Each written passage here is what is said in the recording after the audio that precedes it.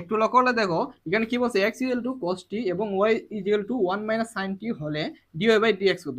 তাহলে অবশ্যই আগে আমরা এই যে t এর সাপেক্ষে xটা x dx বাই dt বের করতে হবে, সেম ভাবে dy বাই dt বের করতে হবে। তাহলে এটা যে আমরা t এর সাপেক্ষে করি, দেখো dx বাই dt, যেমন কি আছে x তো কত আছে cos t টা, তাহলে আমরা কি হয় d cos t, d cos t by dt।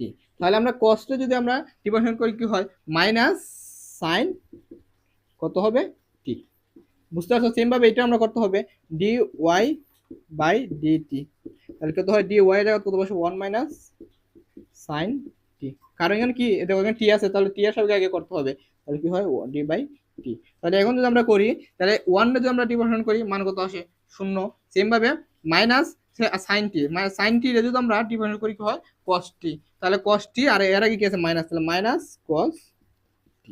আমরা কি বলছে dy বাই dx, তো আমরা dy বাই dx টাকে লিখি,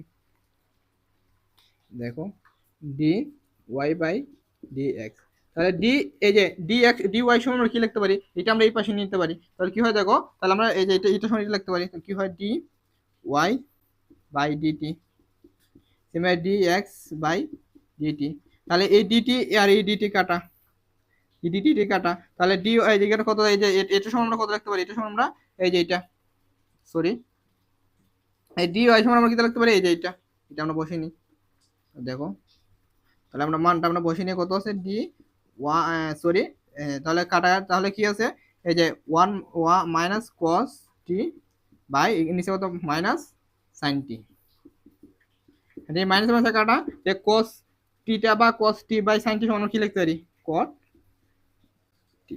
এটা আমাদের রিকোয়ার্ড আনসার।